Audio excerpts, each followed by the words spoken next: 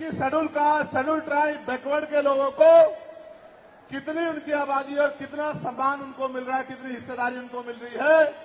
तो केंद्र सरकार जल्द से जल्द जातिगत जनगणना कराए। जब तक जातिगत जनगणना नहीं होगी तब तक सबसे पहले स्पष्ट ही नहीं होगा जो आज षड्यंत्र किया गया है और कुछ लोगों को जानबूझ के उनके मुंह से कहलवाया जा रहा है कि इस जाति का हिस्सा ये लोग खा रहे हैं, इस जाति का हिस्सा ये लोग खा रहे हैं, इस जाति का हिस्सा ये लोग खा रहे हैं।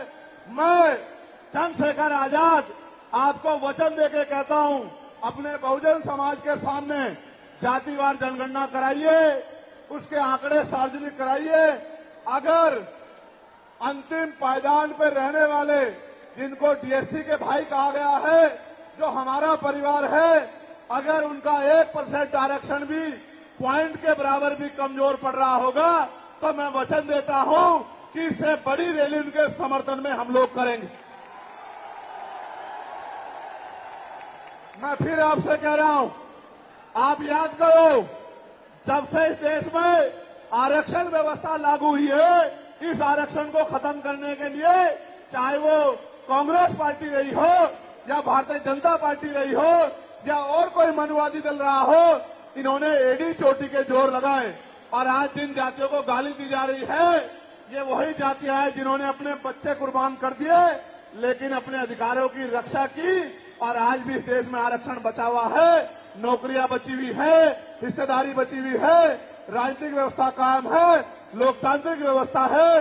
तो धन्यवाद करना चाहिए उन जातियों का जिन्होंने अपने प्राणों का बलिदान दे दिया, लाठी डंडे खाए, गोलियां खाई, लेकिन अपने अधिकारों को छीनने नहीं दिया। सब लोगों को उनका धन्यवाद करना चाहिए। लेकिन दुश्मन का ये षड्यंत्र है और दुश्मन बड़ा समझदार है। दुश्मन जानता है कि 2 अप्रैल 2018 के बाद में ये दलित समाज एकजुट हो गया था। जब दलित समाज एकजुट हुआ तो वो ये सोचने लगे कि इनकी एकता को कैसे तोड़ा जाए।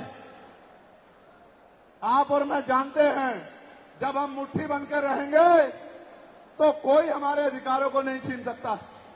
लेकिन जब जब हम बट जाएंगे, एक उदाहरण के तौर पे बताता हूं, अगर आप झाड़ू की सिक्कों को इकट्ठा कर दोगे, वो सिक्के जो हैं एकजुट हो जाएंगे, उनको बांध दिया जाएगा तो वो सारा कचरा साफ कर देंगे। लेकिन अगर वो जो सिक्के होते हैं, अगर आपने उनको अलग अलग कर दिया तो वो कचरा साफ नहीं कर पाएंगे, वो खुद कचरा बन जाएंगे, उनकी कोई हैसियत नहीं बनेगी। इसलिए हमारे महापुरुषों ने बहुजन समाज में भाईचारे की बात की। और आप महसूस करो, बाबा साहब अम्बेडकर ने क्या नारा दिया? शिक्षित बनो, संगठित रहो और संघर्ष करो। हमें शिक्षित भी बनना है, संगठित भी होना है और अपने विरोधियों, बैरियों के खिलाफ संघर्ष भी करना है, अपने अधिकारों के लिए संघर्ष भी करना है। मैं जब देश के बाहर गया तो मैंने देखा कि वो लोग तरक्की कर रहे हैं, उनकी जिंदगी खुशहाल है, उनकी जिंदगी अच्छी बन रही है। लेकिन उनकी जिंदगी तो अच्छी बन रही है, लेकिन 75 साल की आजादी के बाद आज भी भारत में 80% लोग ऐसे हैं जो रोटी कपड़ा मकान से वंचित है, जिनको इज्जत की जिंदगी नहीं मिल रही। तो मैं ये देख रहा था, मुझे बड़ी खुशी हो रही थी। लेकिन जब मैं भारत की तरफ देखता हूं तो बड़ी निराशा हाथ लगती है। फिर ये महसूस करता हूं कि आज जो कुछ हमारे पास है वो हमारे महान पुरुषों की संघर्ष की वजह से है। अगर हमारे महान पुरुष संघर्ष नहीं करते तो जो आज हमें मिला है ये भी हमें किसी कीमत पे नहीं मिलता। आप जानते हैं, हमेशा आरक्षण के खिलाफ चाहे सुप्रीम कोर्ट हो या मनुवादी दल हो, सब लोगों ने आरक्षण को समाप्त करवाने के लिए एड़ी चोटी के जोर लगा दिए। और इसका सबसे बड़ा हमला इसमें कब हुआ? जब 10% ईडब्ल्यूएस लागू हुआ। मुझे माफी चाहते हुए कहना है कि हमारे दलों ने भी हाथ उठा के जो हमारे पूर्व के दल थे उनका समर्थन किया, जबकि वो आरक्षण पे सबसे बड़ा हमला था। अगर उसी दिन हम लोगों ने सड़कों पर निकल के अपनी आवाज को उठाया होता तो किसी की मां ने दूध नहीं पिलाया होता कि वो दोबारा आरक्षण पे हमला करने के बारे में सोच लेता। ये भाजपा के लोग जो सत्ता में बैठे हैं, इन्होंने वोट तो आपसे हमसे ली धर्म के नाम पे, भाईचारे के नाम पे, लेकिन सत्ता में आके ये लोग अपने लोगों का काम करने लगे, अपने महापुरुषों की विचारधारा को आगे बढ़ाने लगे और हम लोग रोटी रोटी के लिए मोहताज लोग, जुल्म जाति के शिकार लोग परेशानी की जिंदगी जीने लगे। मैं चाहता हूं कि जो जिंदगी हमारे लोग ऑस्ट्रेलिया में जी रहे हैं, ऑस्ट्रिया में जी रहे हैं, इटली में जी रहे हैं, यूरोप में जी रहे हैं, पूरे अमेरिका में जी रहे हैं, कनाडा में जी रहे हैं, हॉलैंड में जी रहे हैं, नीदरलैंड में जी रहे हैं, ऐसी जिंदगी की व्यवस्था भारत में भी हो। लेकिन ये तभी संभव है जब राजनीतिक शक्ति हमारे पास हो। अगर राजनीतिक शक्ति भाजपा और कांग्रेस के पास रहेगी तो हम लोग इज्जत की जिंदगी देश में नहीं जी सकते। इस बात को आप लोग मेरी ध्यान रखना। ये मैं नहीं कह रहा हूं, ये बाबा साहब अम्बेडकर ने कहा, political power is the master की। राजनीतिक सत्ता वो चाबी है जो आपकी सारी परेशानियों का हल कर देगी। और राजनीतिक सत्ता जिनके पास है उनके लोग हजारों हजारों करोड़ रुपए लेके भाग जाते। उनके लोग, उनके पूंजीपतियों के लाखों लाखों करोड़ रुपए माफ कर दिए जाते। लेकिन अगर आपका 10,000 रुपए का बिल भी बाकी हो तो 10,000 रुपए का बिल भी अगर आप नहीं दोगे तो मुकदमा लिख के आपको जेल भेजने का काम सरकार कर देगी और आपके घर की कुर्की भी करा देगी। आप किसानों का, मजदूरों का हाल देख लो, आप नौजवानों का हाल देख लो इस देश में क्या है। तो हमारी सबसे बड़ी मांग ये है, आप समर्थन करके बताना कि आप इस पर सहमत हो या नहीं हो। बताओ, जातिवार जनगणना होनी चाहिए नहीं होनी चाहिए? एक सुर में बताओ, होनी चाहिए नहीं होनी चाहिए? साथ साथ इस देश में जातिवार जनगणना के साथ साथ जितने भी सरकारी संस्थान हैं, चाहे वो जुडिशरी हो जहां से हमारे खिलाफ लगातार फैसले आते हैं, चाहे वो आर्मी हो, चाहे वो और कोई सरकारी संस्था हो, सब लोग सब जगह पे आरक्षण व्यवस्था लागू होनी चाहिए। बताओ, होनी चाहिए नहीं होनी चाहिए? दोनों हाथ उठा के बताओ, होनी चाहिए नहीं होनी चाहिए? बहुत अच्छी बात। साथ साथ हमारी ये भी मांग है जो मैंने पार्लियामेंट में भी उठाई कि निजी क्षेत्रों में आप इस बात को समझो गौर करके, इस देश में 2% सरकारी नौकरियां, कितने परसेंट? जोर से बताओ। 98% प्राइवेट सेक्टर है। कुछ ऑर्गेनाइज है, कुछ अनऑर्गेनाइज है। आप ये देखो, 2% में तो बंटवारा है, लेकिन 98% पे पुरानी सत्ता वाले लोग और आज की सत्ता वाले लोग सांप की तरह कुंडली मार के बैठे हैं। ना वहां SC/ST के लोगों का कोई प्रतिनिधित्व है, ना OBC के लोगों का है, ना ही मुस्लिम लोगों का है। तो हमारी मांग ये भी है कि अब समय आ गया है कि निजी क्षेत्रों में भी आरक्षण की व्यवस्था होनी चाहिए। होनी चाहिए नहीं होनी चाहिए? बताओ, दोनों हाथ उठा के बताओ, जोर से बताओ, होनी चाहिए नहीं होनी चाहिए? Very good, very good. साथ साथ हमारी ये मांग है कि प्रमोशन में रिजर्वेशन भी इस देश में लागू होना चाहिए। शेड्यूल कास्ट, शेड्यूल ट्राइब और बैकवर्ड के लोगों के लिए प्रमोशन में रिजर्वेशन भी सरकारी संस्थानों में लागू होना चाहिए। लागू होना चाहिए, लागू होना चाहिए? बताओ, जोर से बताओ। हमारी ये भी मांग है कि मंडल कमीशन की बाकी सिफारिशें भी लागू होनी चाहिए, क्योंकि जब तक मंडल कमीशन की बाकी सिफारिशें लागू नहीं होगी तब तक पिछड़े वर्ग के लोगों को बराबर की हिस्सेदारी और सम्मान नहीं मिलेगी। हमारी ये भी मांग है, सरकार कह रही है कि क्रीमी लेयर लागू करना चाहिए और जज साहब भी कह रहे हैं क्रीमी लेयर लागू करना चाहिए। मैंने पार्लियामेंट में पूछा कि भारत में कितने शेड्यूल कास्ट के लोग, शेड्यूल ट्राइब के लोग अरबपति बन गए, इसका डाटा आपको सार्वजनिक करना चाहिए, आर्थिक आंकड़े सार्वजनिक करने चाहिए। तब हमें पता लगेगा कि क्रीमी लेयर की स्थिति में हम आए या नहीं आए। आपको शायद जानकारी नहीं है, मैं आपको बताता हूं। आज भी बहुत सारे पदों को एनएफएस करके, नोट फाउंड सुटेबल करके हमारे योग्य लोगों को नौकरी से निकालने का काम ये सरकारें करती है, क्योंकि कलम की ताकत उनके हाथ में होती है। जिनकी राज सत्ता पे कब्जा होता है, हमारे लोगों का राज सत्ता पे कब्जा नहीं है, इसलिए सारी योजनाएं हमारे खिलाफ बनती हैं। हमारी ये भी मांग है, जिस पर मैं गौर कर रहा हूं, सरकार ने कहा, मैं आज इस पर भी बोलूंगा। आज अगर मैं इस पर नहीं बोलूंगा तो हमारे लोगों को पता ही लगेगा देश में क्या हो रहा है। सरकार ने कहा कि वर्गीकरण लागू होना चाहिए।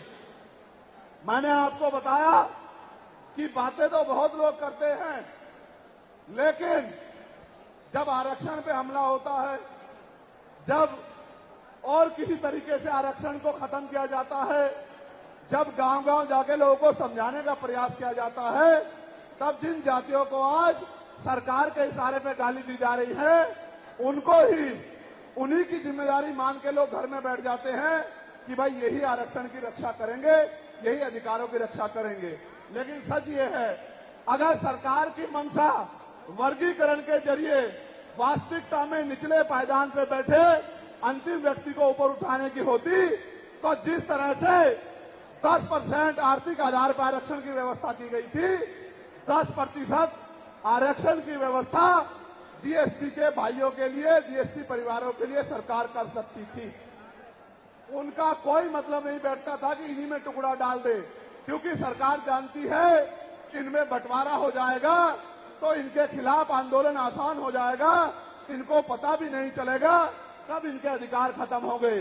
मैं आपसे कहना चाहता हूं, सरकार बताए उनके पास वर्गीकरण की क्या पॉलिसी है, किस आधार पे वो वर्गीकरण करना चाहते हैं, कौन से आंकड़े उनके पास है, कौन से डाटा उनके पास है। मैं सरकार से जानना चाहता हूं, सरकार कमेटियां बना दे और वर्गीकरण किस फॉर्मूले पे करेगी ये भी बता दे। हम सरकार को भी सुनना चाहते हैं। अभी देश में पिछले दरवाजे से कुछ नहीं होगा, जो कुछ होगा आमने सामने होगा। अगर हमारे अधिकारों की बात आएगी तो लड़ाई आमने सामने लड़ी जाएगी। सरकार ये भी बताए क्या वह रोस्टर में बदलाव करेगी, क्या सरकार रोस्टर में बदलाव करेगी, सरकार बताएगी। हमारे लोग तो अभी सही तरह से चीजों को नहीं जानते हैं। मैं ये भी विश्वास दिलाता हूं, स्पेशली डीएससी के भाइयों को कह रहा हूं, मेरी बात को गौर से सुनना। स्पेशली डीएससी के भाइयों को कह रहा हूं, उन जातियों को जो लोग आंदोलन कर रहे हैं, आपको एहसास नहीं है, जब देने की बारी आएगी हम बताएंगे अपने भाइयों को किस तरह से आगे बढ़ाया जाता है, किस तरह से उनकी हिस्सेदारी दी जाती है। अभी तो हम पे देने कुछ है ही नहीं।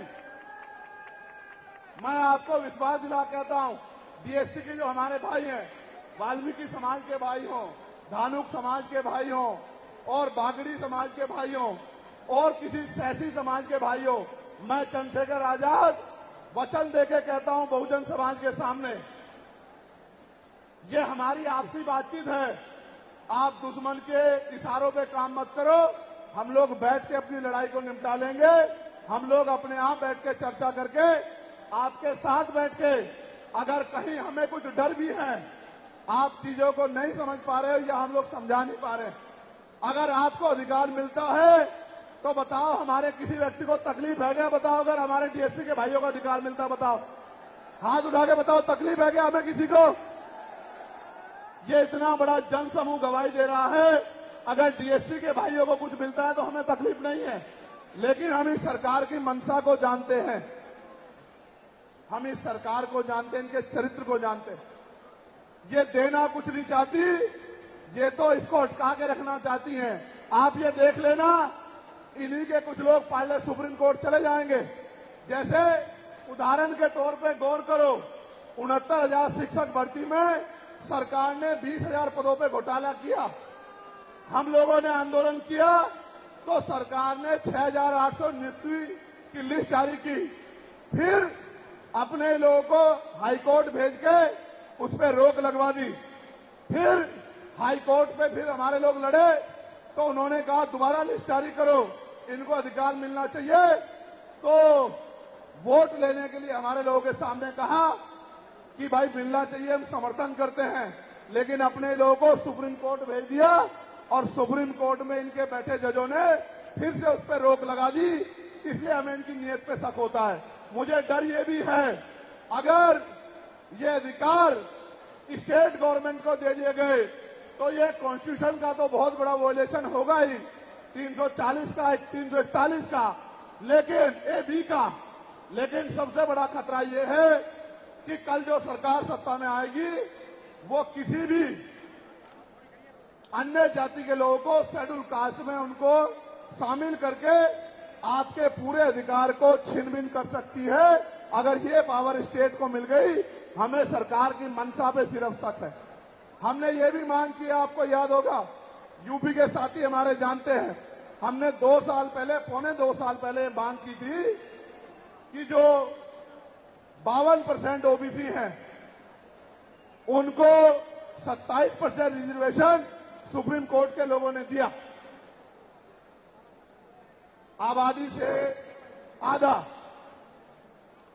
सुप्रीम कोर्ट ने मंडल कमीशन की रिपोर्ट के बाद ना चाहते हुए सरकार ने कर दिया, तो सुप्रीम कोर्ट ने अपने तरीके से रोक लगा के 27% दिया। हमने मांग की पौने 2 साल पहले यूपी में गोरखपुर में पीसी करके कि ओबीसी की आबादी तो 52% ही है, तो 15%, 27% से अलग 15% आरक्षण की व्यवस्था अलग से अति पिछड़ी जातियों को करानी चाहिए। मांग हमने पौने 2 साल पहले उत्तर प्रदेश में उठाई थी। उसके बाद उसी दिन हमने मांग उठाई, क्योंकि हमने न्यायिक चरित्र है। हम बाबा साहब अम्बेडकर को, मान्यवर काशीराम साहब को अपना नेता मानते हैं, हम ज्योतिबा फूले साहू जी महाराज को अपना नेता मानते हैं। हमने मांग उठाई थी, हम मामला रामसू वर्मा और सर छोटू राम को अपना नेता मानते हैं, हम चौधरी महाराज सिंह भारती को अपना नेता मानते हैं, हम कोतवाल धन सिंह गुर्जर को अपना नेता मानते हैं। हमने मांग उठाई थी कि भाई हमारी आबादी बढ़ रही है, 2011 के बाद जनगणना नहीं हुई और जो जनगणना हुई उसके आंकड़े जारी नहीं हुए, इसलिए हम लोग मांग करते हैं कि जिन जातियों को अवसर नहीं मिले पहले तो उनको तैयार किया जाए और फिर उनको 5% अतिरिक्त आरक्षण शेड्यूल कास्ट में 15% अतिरिक्त देकर उनको मुख्य धारा में लाया जाए। जब हम 2 साल पहले इसकी मांग कर रहे हैं तो हम डीएससी के भाइयों के विरोधी कैसे हो सकते हैं, आप लोग बताओ। तब तो वो आंदोलन भी नहीं चला रहे थे, हम तो आंदोलन चला के मांग कर रहे थे कि मिलना चाहिए, मिलना चाहिए। लेकिन मैं आज भी कहता हूं, हमारी ये मांग है कि अब समय आ गया देश में कि आरक्षण की सीमा बढ़ाई जानी चाहिए, आरक्षण की कैप खत्म की जानी चाहिए और 100% रिजर्वेशन इस देश में लागू होना चाहिए। जिसकी जितनी संख्या भारी उसकी उतनी हिस्सेदारी का लाभ उनको मिलना चाहिए। आप फिर कह रहा हूं, जातिगत जनगणना कराओ और 100% आरक्षण करो। मैं तो स्वर्ण जातियों का सबसे बड़ा हितैषी हूं, उनको 10% आरक्षण क्यों दे रहे हो?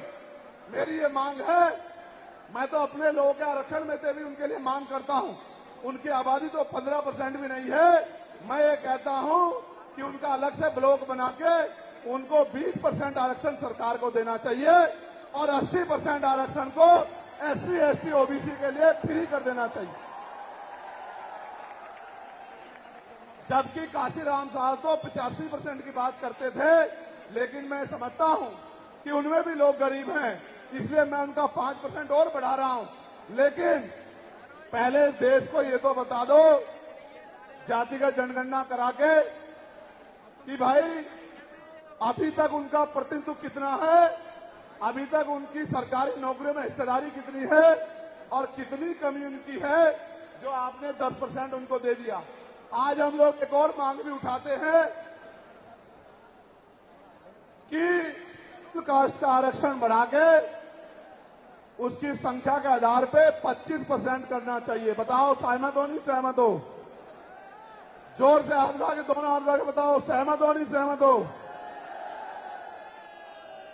तो ये हमारी वो मांगे हैं जिनके लिए आज हम लोग यहां इकट्ठा हुए हैं।